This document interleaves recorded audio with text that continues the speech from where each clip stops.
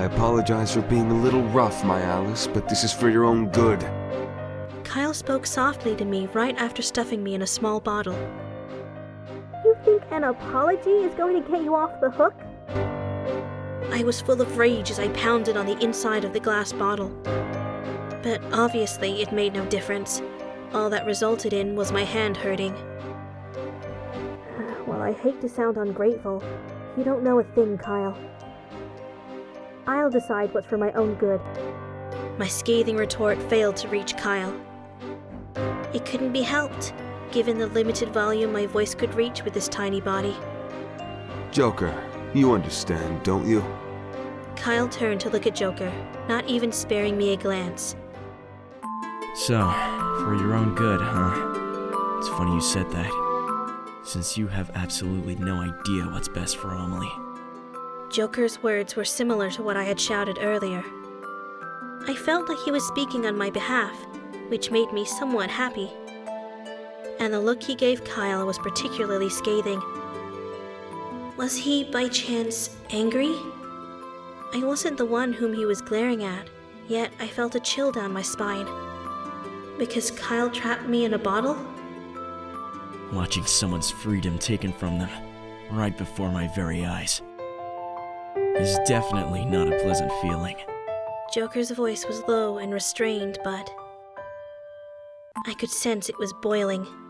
Even more so, when that guy thinks of that girl as nothing but Alice.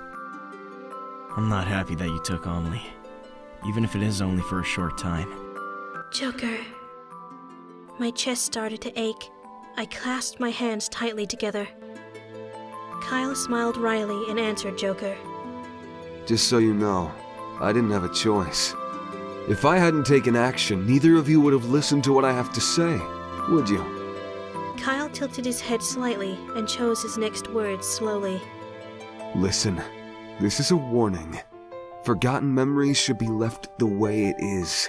If you persist in forcing open the lid, tragedies such as that you have never known will undoubtedly befall you. Most of all, the more we stray from the storyline, the more the spinner of tales will be unhappy. That's a rather roundabout way of putting things, isn't it? How strange. Kyle was carefully choosing his words, or rather, he was avoiding talking about things that were forbidden. So he wasn't exactly making sense. That's the impression I got. Joker and Kyle both took a stand, each refusing to budge. Sparks flew between their eyes, and Joker was the first to break the stalemate. Well, I appreciate the warning. Joker shrugged and managed a thin smile. But He held out his hand lightly and continued to speak. Amelie and I will be the ones to choose our own future. No matter who or how loud people condemn us as criminals, we're not the type to hesitate over fear of punishment. Everything Joker said mirrored what was in my heart. I was pleased Joker said we, instead of just I. It made me feel like we were in this together. His unconditional trust and belief toward me made me feel happy. Now give me back Amelie! Within the blink of an eye, Joker released several playing cards that surrounded the bottle in which I was trapped. The bottle left Kyle and flew into the air along with the cards. And it fell straight into Joker's hand. Are you alright, Amelie? Yes, I think so. As soon as Joker let me out of the bottle, I felt my body return to its normal size. Oh, brother. Kyle looked at us with a pained expression. He didn't look the least bit repentant for what he'd done. Are you sure this is what you want? Your choice is going to lead you to destruction. His words were full of meaning, to which I responded. What do you know about anything? I steadily regarded Kyle as I spoke. I think what we would consider destruction is different from what you might think, Kyle. For us, destruction is never being able to remember anything. Living a future in which we know nothing about ourselves. There you go. Joker grinned as he agreed, and threw an arm around my shoulder to pull me closer. Hey, what are you doing? I mumbled a protest, but Joker feigned ignorance and kept on talking. Kyle, we're gonna do what we want, regardless of what people say. If you want to try and stop us, go ahead. But if you try to touch Amelie again, I'll show no mercy. My heartbeat sped up when I took in the intense glare Joker aimed at Kyle. While I was confused about how I felt, I pushed Joker away to put some distance between us. I give up. Have it your way. Although, don't blame me if you have any regrets. With those parting words, surprisingly, Kyle was gone. Phew! When I could no longer see him, I released a sigh of relief. Amelie, are you worried about what Kyle said? Of course I'm worried. Especially because he seemed to know something that I don't. Although, Joker had once spoke of the same thing. But I can't reveal anymore, because I'm a Wonderland resident. There are things I can say, and things that I can't. You can't expect me to leave it at that. If you know something, you need to tell me. I can't. Remember what Luke said. There are unbreakable rules. Kyle wouldn't give me any details, no matter how much I asked him. Because he also couldn't tell me. That was Kyle's way of being kind. He was probably trying to warn me, I think. I muttered to myself as I continued to look in the direction Kyle had gone.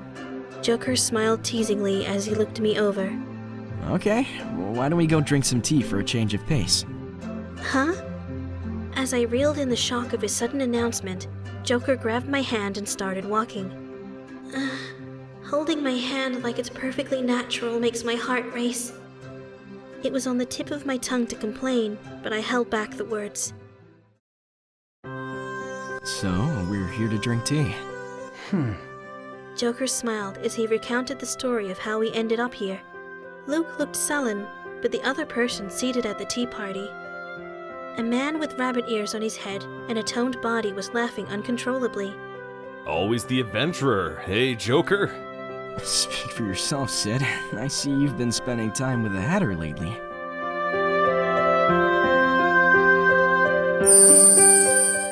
The man called Sid had orange-colored eyes and hair.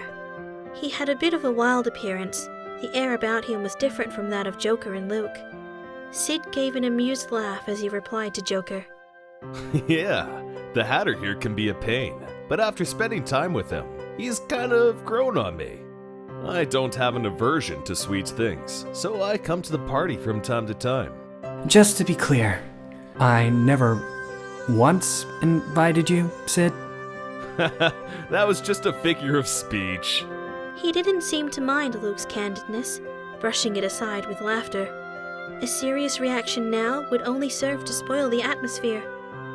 I suppose Sid's reaction complimented Luke's personality. For now. Luke took a moment to clear his throat. We welcome you, Amelie. We hardly had the chance to talk this morning. As he said this, Luke pulled out a chair for me. He's so kind. He's always the perfect gentleman. I appreciated his manners as I took a seat across from Sid. Joker took the seat to my right, as if it was a given. Luke took the seat to my left, as if it was some kind of competition.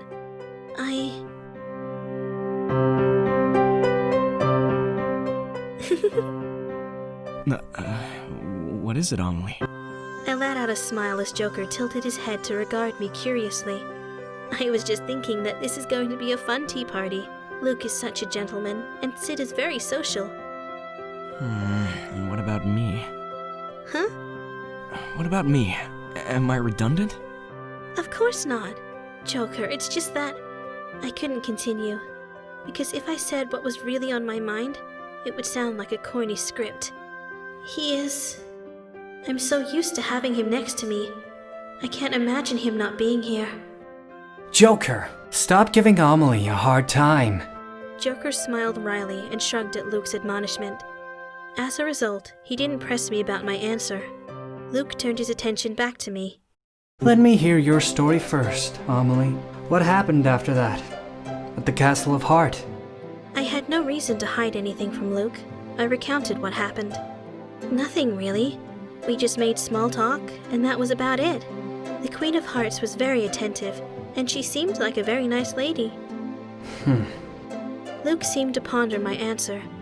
He then glanced at Joker and asked meaningfully, Is there anything that's bothering you? If you're being needlessly pestered, I'd be happy to help. It was true that Joker had seemed rather overbearing at first, but now I was with him because I wanted to be.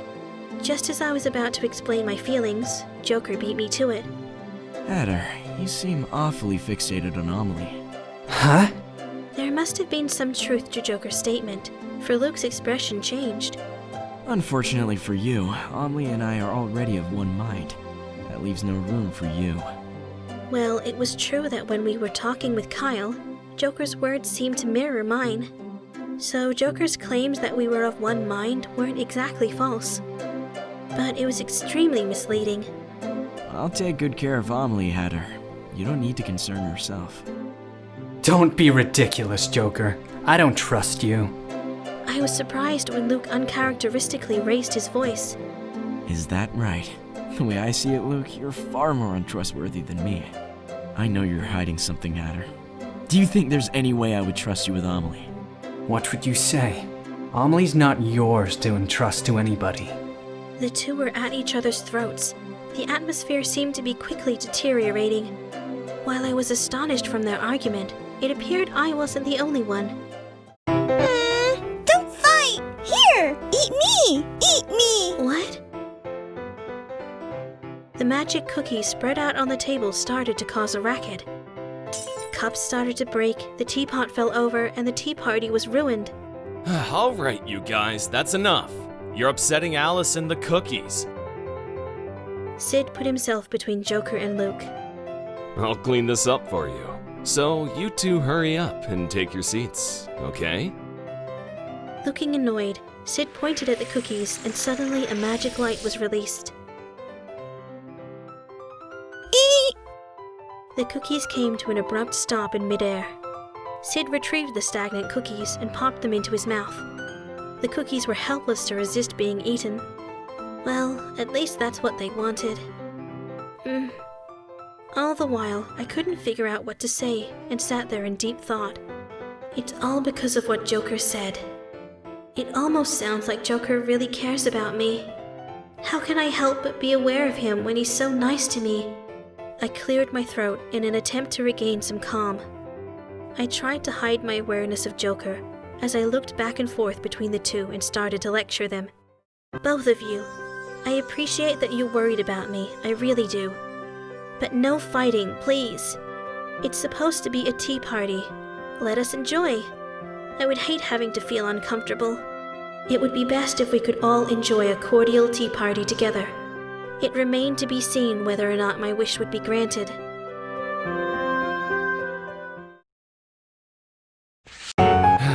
Don't you think Luke and Joker are overly possessive of Alice? Do you think those two will be able to make up? Let's take a little peek at the next page. Help! The book! It's creepy! I was visibly shaken as I grabbed onto Joker. Huh? Uh-oh, calm down, Amelie. I can't be calm at a time like this. I can't let Luke see this. Sid, did you call me? Whoa! Luke, you're here? No, it's nothing. You're strange today.